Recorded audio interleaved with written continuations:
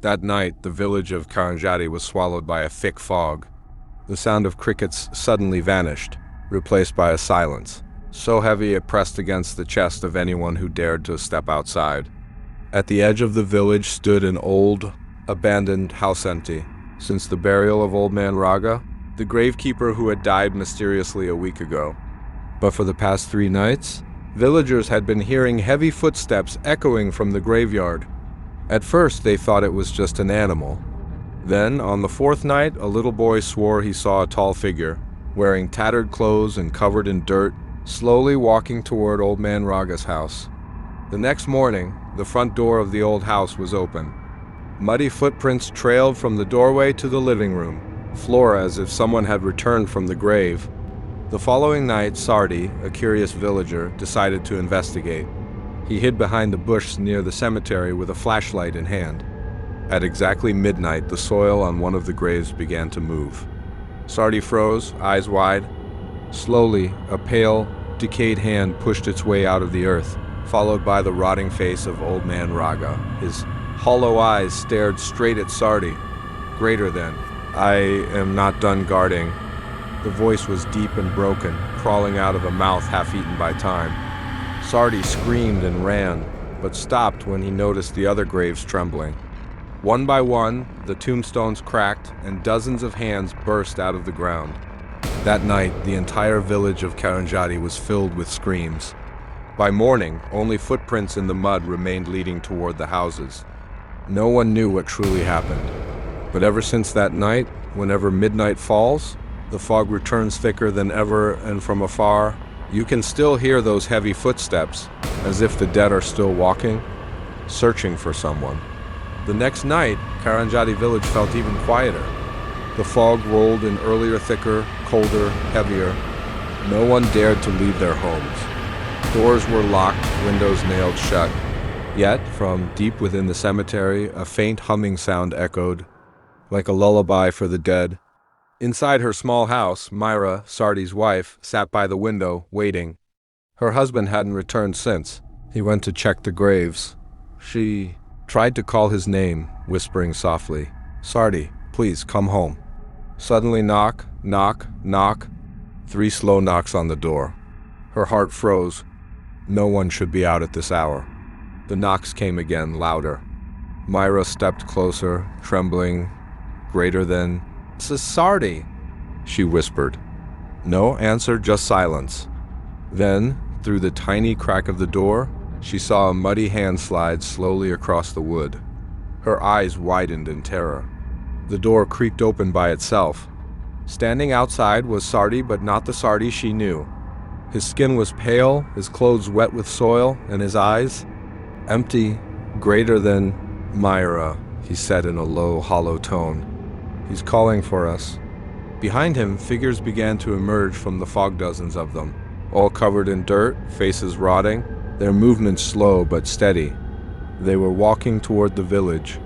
Myra screamed and tried to shut the door, but Sardi's cold, dead hand pushed it wide open. The humming from the graveyard grew louder, echoing in her head, greater than. "Don't be afraid," Sardi whispered. "You'll see him soon. The one who guards us all." Then the candlelight went out. The last thing Myra saw before darkness swallowed everything was the shape of a tall figure with glowing eyes standing among the dead watching her. Morning came, but the sun barely touched the village. A gray mist hung over Karanjati and every house was silent. Chickens didn't crow. Dogs didn't bark. Only the graveyard seemed alive, its soil freshly turned, as if something had crawled out again. Old Pak Booty, the village elder, was the first to notice the strange footprints leading from the cemetery. They weren't human, too deep, too wide and surrounded by handprints, like someone had been dragging corpses along the ground. Greater than. "The curse has awakened," Pak Booty murmured, clutching his rosary. "He's back to finish what he started." That night, a group of men gathered torches and went to the graveyard. Among them was Adi, Sardi's younger brother. He refused to believe the stories. "Ghosts don't walk," he said, "and the dead don't come back." But as they approached the old tomb of Pak Raga, they heard it again, that humming sound, low and slow, like a chant from the earth itself. The ground beneath them trembled. Then the soil cracked open. Out of the grave rose a figure taller than any man, its skin like cracked stone, eyes burning faintly red. It wore the torn uniform of a gravekeeper, greater than. "You disturbed my rest," it groaned. "Now you will guard?" "Forever." One of the men dropped his torch and ran.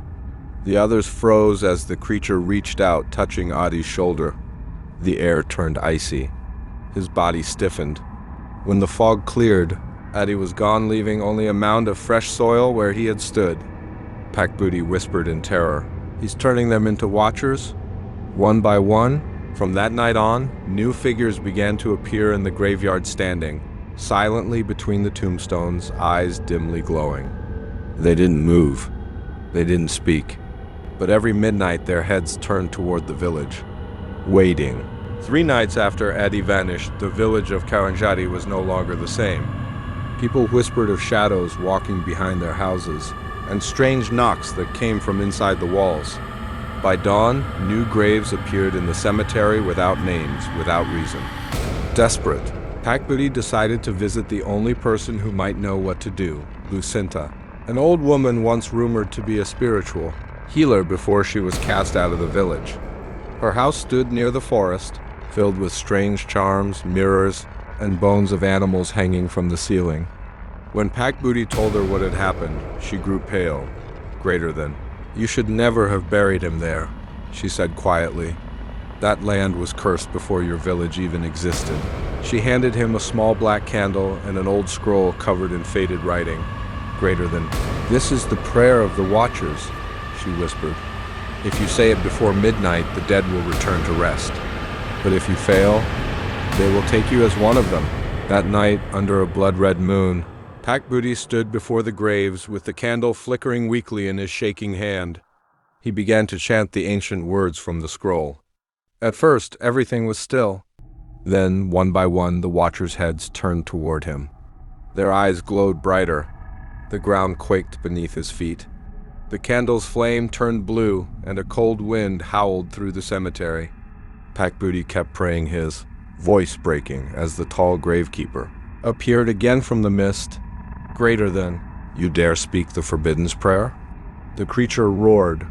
"You think you can silence the voices that guard this land?" Pakbudi dropped to his knees, screaming the last line of the prayer, and for a brief second all sound stopped. Then came a thunderous crack. The grave split open, and the dead let out one final, earth-shaking wail. When morning came, the fog was gone. The village was quiet, but in the middle of the graveyard, the candle still burned, blue and steady beside, a new grave marked with Pakbudi's name. The morning after the Forbidden's prayer, Lucinta felt a cold wind rush through the forest. Her candles flickered, and every mirror in her house cracked at once. She knew Pakbudi had failed. She wrapped herself in a black shawl and walked toward the village. The air felt heavy, unnatural. The streets were empty, no voices, no laughter, only the faint sound of the wind passing through broken windows. When she reached the graveyard, she saw a single blue flame burning beside a fresh grave marked Pakbudi, but the soil around it was breathing, rising and falling, like something alive underneath. Lucinta knelt and touched the ground. It was warm. Then she whispered, "What have they buried here?" Suddenly a whisper echoed from beneath the earth, "We guard what must never wake." She stepped back as the ground split open, revealing a stone staircase leading deep underground. Clutching her talisman, Lucinta descended slowly. The air grew colder, and strange carvings glowed faintly along the walls, ancient symbols of binding and death. At the bottom, she found an underground chamber filled with broken coffins and rusted chains. In the center lay a giant stone coffin sealed with iron. Etched into the lid were the words, "Do not awaken the first keeper." Suddenly, a voice echoed through the chamber, deep and distant, greater than, "You should not have come here, Cinta." She turned and saw Sardi, or what was left of him. His face was gray, his eyes hollow but glowing with faint blue fire. Greater than, "We are bound," he said, his voice trembling. "The keeper is rising, and none of us can stop him now." The ground shook violently. The stone coffin began to crack open, a blinding blue light spilling from within. Bucinta screamed as hundreds of ghostly hands reached out of the walls, pulling her back toward the stairway. Before the light consumed everything, she heard one final whisper. For the first time in decades, the sun never rose over Karanjati. The entire village was swallowed by a gray twilight that refused to end. Birds lay dead in the streets. Wells were filled with black water. And from deep within the earth, the heartbeat of something ancient echoed like a drum beneath the soil. Bucinta awoke lying on the ground outside the cemetery. Her shawl was torn, her hands covered in ash. The staircase to the underground chamber was gone sealed as if it had never existed, but the fog was thicker than ever. And in the distance she saw figures walking through the mist. Not the dead she had seen before. These were taller, their faces hidden under bone masks, their eyes burning with blue fire. Greater than, the Watchers have multiplied, she whispered in horror. He's using them. As she stumbled back toward the village, she heard chanting low, rhythmic, and unnatural. Every window she passed glowed faintly blue. Inside each house stood a figure, motionless, staring at her. Then, at the center of the village square, she saw him. The first keeper. A towering figure, draped in decayed robes, his skin like cracked stone. Chains hung from his arms, and around his neck glowed the same runes from the coffin below. Every step he took made the ground pulse like a heartbeat, greater than. The living broke the seal, his voice thundered. Now the world will remember who watched over death. Bucinta raised her talisman and began to chant the reversal prayer, but the air turned to ice. Her breath froze, and her voice was drowned out by a roar so deep it shook her bones. The Watchers fell to their knees before the first keeper. He stretched out his arm toward Bucinta, and shadows began crawling up her body, whispering in languages older than time. Greater than. One must replace me, he said. Every keeper must have a successor. Bucinta screamed as the blue fire consumed her eyes. Then silence. When the fog cleared the next morning, the village was gone. In its place stood a vast field of gravestones, stretching as far as the eye could see, and among them walked a woman in a torn black shawl, her eyes glowing faint blue. The new keeper had risen. A month after Karanjati vanished from all maps, a group of travelers passed through the region. They were 4 in total: Rina, a documentary filmmaker, Fadil, her cameraman, Amir, a historian, and Nadia, a sound engineer. They were following rumors of a village that disappeared overnight, hoping to make a film about it. But when they arrived, their GPS went blank. The road ended in dust, and through the fog, they saw a faint shadow of rooftops of village that shouldn't be there. Greater than. That's impossible, Amir whispered. This area was declared abandoned decades ago. The group decided to enter. As they walked in, the fog grew thicker, muffling their footsteps. The air smelled like wet soil and rust. Yet the houses looked new, untouched by time. Inside one house, Nadia found a candle still burning blue. On the wall was a photo of villagers smiling, but every face was scratched out. Greater than. Guys, we shouldn't be here, she said nervously. Suddenly, the camera picked up a faint sound, a heartbeat. Slow and heavy, coming from underground. Rina turned to Fadil. Greater than. Keep filming. Whatever this is, it's real. As they followed the sound, they found themselves standing before the old cemetery of Karanjati. Every grave had the same strange mark carved into it, a spiral made of eyes. Then Amir noticed something horrifying. Each gravestone bore the same inscription beneath the names, Watcher in Training. Before they could react, the fog pulsed like it was breathing.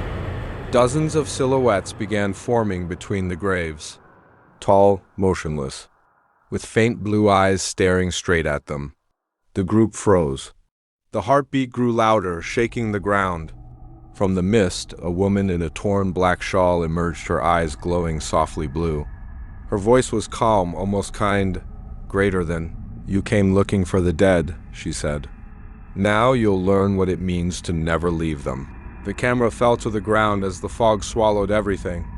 The footage ended with the sound of whispering hundreds of voices, chanting the same words. The living must serve. The living must watch. A week later, local police found the group's car abandoned on the roadside. The last frame of their recording showed a new gravestone in the cemetery, engraved with 4 names. 3 weeks after the filmmakers vanished, a rescue unit was sent into the forest bordering Karanjadi. The government called it a search operation, but in truth, they weren't looking for survivors-only proof that the legends were false. The 5-person team was led by Captain Rahman, a hardened veteran with no patience for superstition. Alongside him were Dr. Leona, a researcher of folklore, Imran, the radio operator, Sano, the medic, and Rafi, the youngest scout. On their first night, they set camp near what used to be the main road. The air was unnaturally still. No wind, no insects. Only the faint echo of something moving in the dark, too slow to be human, too heavy to be animal. Rafi whispered, "Captain, are we sure anyone's still here?" Captain Rahman lit a cigarette and muttered, "We find the village, we find the bodies. Then we leave." But the deeper they went, the more the forest changed. Trees twisted into unnatural shapes, and the soil grew colder with every step. By dawn, they found a sign covered in moss. "Welcome to Karanjadi." The letters were carved deep, too deep, as if by claws. When they entered the village, their compasses spun wildly. The radio lost all signal, and then they saw it, hundreds of graves, stretching into the distance, far more than any village could hold. Each grave bore names of people who had never existed. But one grave stopped them cold. It read, "Captain Rahman." His cigarette fell from his mouth. Greater than, "Who did this?" He barked. "Who's playing games?" Before anyone could answer, the ground beneath them began to pulse, thump, thump, thump like the heartbeat of the earth itself. Fog crept in, thick and alive. From within the mist, shapes began to move. The watchers had returned. Their glowing blue eyes flickered in the dark as they surrounded the team. Dr. Leona screamed, clutching her recorder as dozens of whispers filled the air. Greater than, "You entered the Keeper's domain," a voice hissed. "Now you will echo forever." Rafi fired his rifle, but no bullet made a sound. Instead, the fog swallowed it like the air itself had turned solid. The last thing the team heard before the radios went dead was Captain Rahman shouting, "Fall back." FL, static. Then silence. A day later, their helicopter found the camp completely untouched, equipment still running, food still warm. But there was no sign of the rescue team. Only 5 new gravestones, lying neatly at the edge of the fog. In the nearby town of Sukamukti, people woke up to find a faint mist creeping through the streets before dawn. No one thought much of it at first, just strange weather. But by noon, the fog still hadn't lifted. By evening, it had darkened, turning gray like ash. Cell phones stopped working. Radios hissed with static. And from somewhere far away came a slow, rhythmic heartbeat, greater than thump, thump, thump. Inside the town hall, the mayor and local officers gathered to discuss what to do. Among them was Dr. Leona's recorder, found near the border days earlier. When they played it, the room fell silent. The tape contained a single voice, hers, weak, trembling, greater than, "If you find this, don't go near the fog. It's not weather, it's memory. They're not ghosts. They're echoes of what the earth remembers." The tape ended with the sound of whispering, hundreds of overlapping voices chanting the same 3 words, "The Keeper has awakened." That night, the fog rolled into Sukamukti completely. Streetlights flickered blue. The air turned cold. And one by one, people began to see shadows moving behind them, long, stretched figures with burning eyes. The town's power grid failed at midnight. When the generators came back online at dawn, every street was empty. Only the fog remained, hanging heavy over the ground. Weeks later, satellite images showed nothing where the town once stood.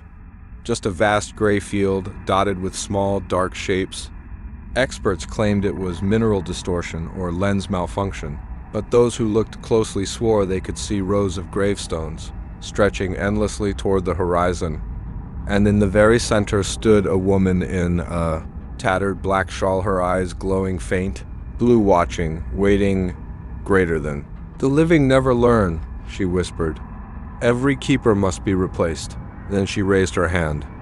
The fog moved again, and far, far away, another town began to disappear,